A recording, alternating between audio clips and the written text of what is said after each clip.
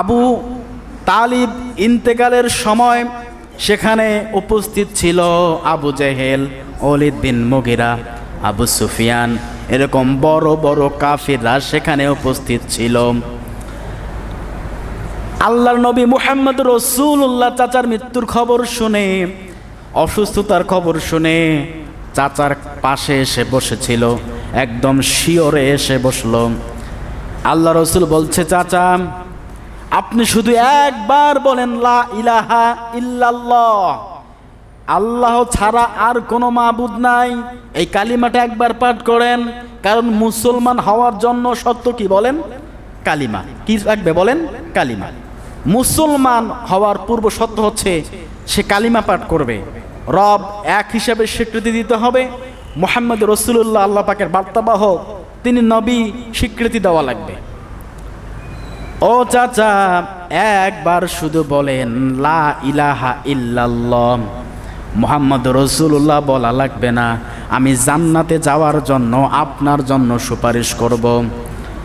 আবু জেহেল ডাক দিয়ে বলছে, আবু তালিব, আব্দুল মুত্তালিবের ধর্ম ত্যাগ করে তুমি মুহাম্মাদের ধর্মে আসবা, ধর্মের বুকে চুনকালি মেখে যাবা। আবু তালিব আর ভাতিজার কথা শুনে নাই, মুহাম্মদ রাসূলুল্লাহর কথা শুনে নাই, এতটুকুই বলছে, ভাতিজা মুহাম্মদ তোমাকে অনেক ভালোবাসি, কালিমা পড়তে পারলাম না। কালিমা না পড়লে তো সে মুসলমানই না। কথা বলেন, মুসলমান না হলে জান্নাত যেতে পারবে? পারবে না। আবু তালিব ইন্তেকাল করে গেল, ইন্তেকাল হয়ে গেল আবু তালিবের, মুসলমান হতে পারল না। মুসলমান না হলে সে ব্যক্তি কখনোই জান্নাত যাইতে পারবে না। এর সব থেকে বড় দলিল হচ্ছে সূরাতুন আলে ইমরানের 102 নম্বর আয়াত, ইল্লা ওয়া আনতুম মুসলিমুন, মুসলমান না হয়ে কবর আসিও না।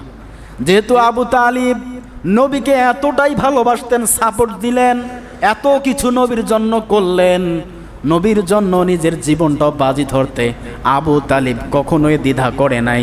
সেই চাচা নাকি জাহান্নামে, চিন্তা করে দেখেন। কারণ কি? সে মুসলমান হতে পারে নাই। আর এইদিকে আল্লাহ রসুল বলছেন, মান সালিমান মুসলিমুনা মিন লিসানিহি ওয়া ইয়াদিহি, যার হাত এবং মুখ দ্বারা অপর মুসলমান নিরাপদ থাকে না, ওই ব্যক্তি কখনো খাঁটি মুসলমান হতে পারবে না। আর আল্লাহ পাক খাঁটি মুসলমান হওয়ার নির্দেশ দিচ্ছেন আলে ইমরানের 102 নম্বর আয়াতে। তো মুসলমান হওয়াটা কি জরুরি নয় বলেন? অবশ্যই অনেক অনেক জরুরি। যেহেতু আবু তালিব মুসলমান হয়নি, ইন্তেকাল করেছেন, আল্লাহ পাক মুসলমান হিসেবে তাকে কবুল করে নাই। তো এজন্য আমাদের মুখ দ্বারা, আমাদের জবান দ্বারা আমরা এমন কথা কাউকে উচ্চারণ করব না যে অপর ভাই যেন কষ্ট পায়। এরকম করা যাবে? বলেন, করা যাবে না। এমন কাজ করব না অপর ভাই যেন মন ক্ষুণ্ণ হয়, খারাপ লাগে, এমনটা কাজ আমরা কখনোই করব না। তবে হ্যাঁ, ইসলামের বহির্ভূত যদি কোনো ব্যক্তি কোনো কাজ করে আর সেটা মুসলমান হিসাবে, একজন ইমানদার হিসাবে তার জায়গা থেকে প্রোটেকশন দেওয়া, তাকে বাধা দেওয়া, এটা ইমানদারের দায়িত্ব এবং কর্তব্য। সেখানে সে মন খারাপ করুক আর যাই করুক, সেখানে দেখার বিষয় না। কথা বলেন ঠিক কিনা? করতে হবে।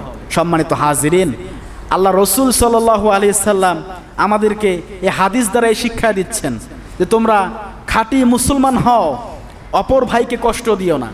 কিন্তু দুঃখজনক হলেও সত্য, আমরা কথায় কথায় মানুষকে খোঁটা দিয়ে কথা বলি, মানুষকে ছোট করে কথা বলি।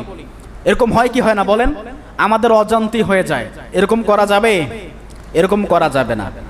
এরকম করার কোনো সুযোগ নাই।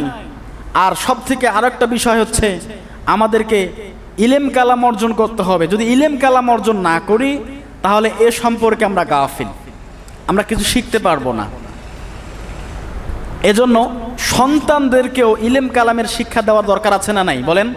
আছে। সম্মানিত হাজিরিন, পবিত্র জুলকাদ মাসের আজকে ৩য়তম জুমা, সামনেই হজ, 10ই জিলহজ আছে না সামনে? জিলহজ মাসের 10 তারিখ কি হবে বলেন? হজ হবে। এই হজের প্রিপারেশন আল্লাহ পাক যাদেরকে তৌফিক এনায়েত করেছেন সে ব্যক্তি ইনশাআল্লাহ হজ করবে। হজ করবে এবং হজে যাওয়ার পূর্বে আমাদেরকে মাথায় রাখতে হবে আমাদের দুনিয়াবি যে হিসাব কিতাবগুলো আছে সেগুলো পরিপূর্ণ রাখার, ঠিক কি না বলেন? পরিপূর্ণ রাখা দরকার, লেনদেন ক্লিয়ার রাখা দরকার, ছেলে মেয়েদের হক প্রাপ্য তাদেরকে বুঝিয়ে দেওয়া দরকার। কারণ আপনার মৃত্যু হয়ে গেলে আপনার ছেলে মেয়ে হয়তো আপনার সম্পদ নিয়ে ঝগড়া বিবাদে লিপ্ত হতে পারে, ঠিক কি না বলেন? এজন্য পরিপূর্ণভাবে এটা দিতে হবে।